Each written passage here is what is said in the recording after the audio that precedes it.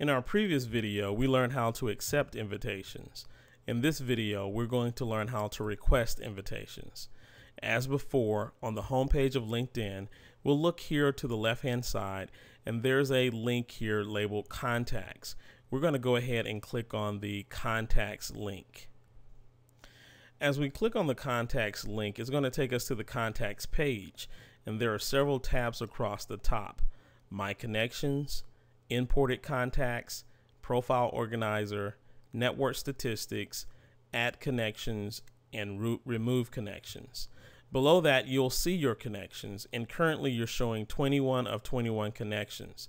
These connections are all in alphabetical order.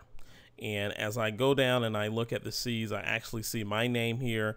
You'll see my name, you'll see my email address, you'll also see my title and the company that I work for, and the number of connections that I actually possess. So I have 500 plus connections.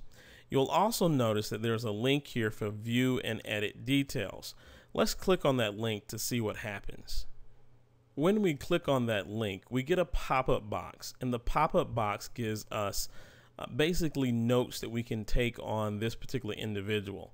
So not only do you have my email address, my phone number, my instant messenger, but this gives you an opportunity to come in and actually add my address to my profile should you want to do that.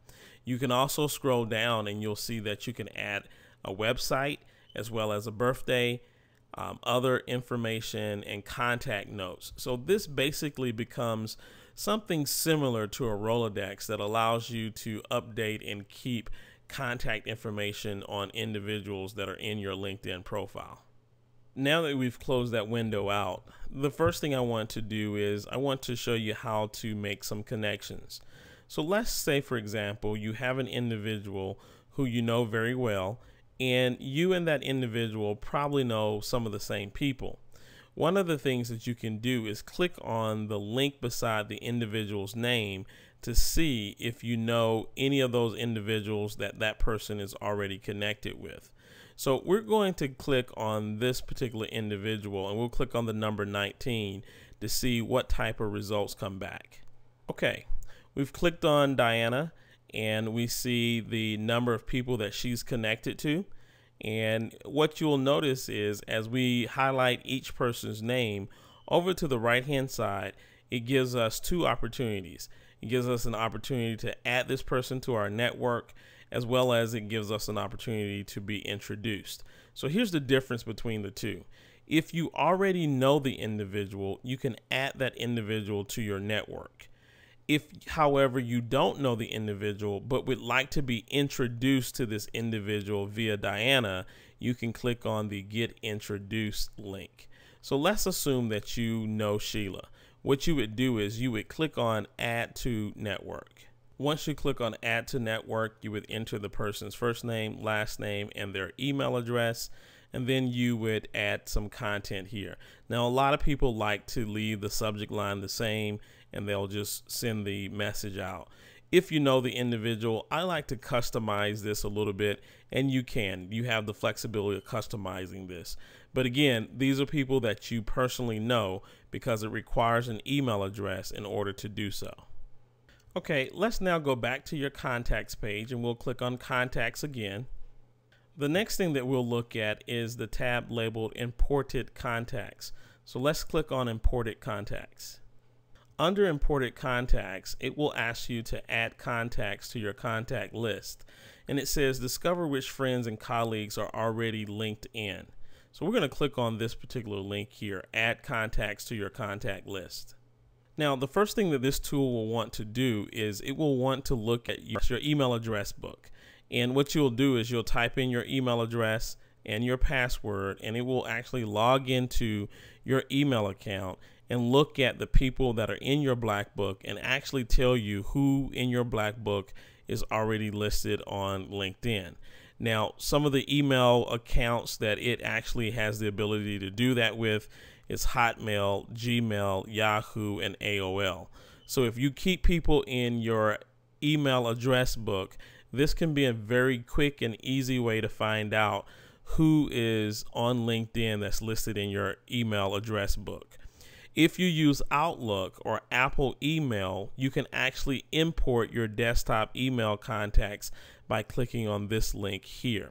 Now, we're not going to do that in this particular situation, but it will definitely tell you who is on LinkedIn from your email address book. The next thing that you may want to take a look at is the tab labeled Colleagues. And what this does, and we're going to go ahead and click on the Colleagues tab. What this does is this actually looks at all of the companies that you worked for in your LinkedIn profile. And then it looks for other people on LinkedIn who have indicated that they've worked for the same company. And what you can do is you can actually view all of the U.S. Department of Education colleagues. Now, LinkedIn only gives you 50 at a time, and it only gives you 50 per day.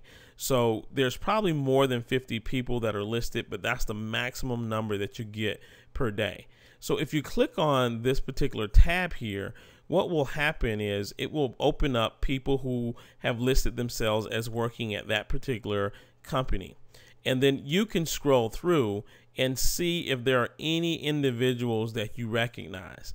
And if you recognize an individual, you may put a check mark beside their name, and over to the right hand side it will tell you that this tool will actually send the invitations to connect with the individuals that you currently know. Now, before sending that message out, you'll probably want to add a personal note with your invitation. So you'll click on the check box here for add a personal note, and then you'll write a personal note to the recipients that you've selected here, and then you'll send that invitation. Again, that is for your colleagues. We'll go back to colleagues, and you can do that with each organization or each position that you've had in the past.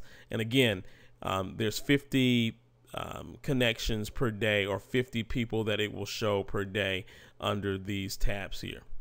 The last tab is your Classmates tab. And if we click on our Classmates tab, it will basically do the same thing. It will show you individuals who attended Harvard University from 1978 to 1980. And it will give you a listing of those people, and then you can look through that listing to see if there's anyone that you actually recognize, and then request a connection with that individual. Okay, the last way to actually add people to your profile or request a connection is to scroll up and actually do a people search. So let's just say that you met someone and you got their business card and you wanted to see if they were on LinkedIn and connect with that individual. What you would do is you would actually type in the individual's name, and then you would run a search. So we're going to run a search on my name, and what you will find is that there were 3 results for the name Otis Collier that came up in this particular search. And of course, you'll see that I am one of those connections here. Now, because we're already connected, you won't see anything here except send a message. However, if you're not connected with that individual, if you highlight over their name, you'll see where it says add to network. And again, if you met this individual and you've captured their business card, you can add them to the network because the business card usually contains that email address for you.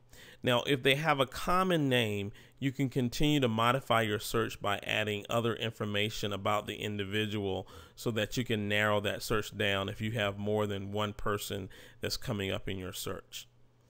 This ends this particular lesson on how to request invitations.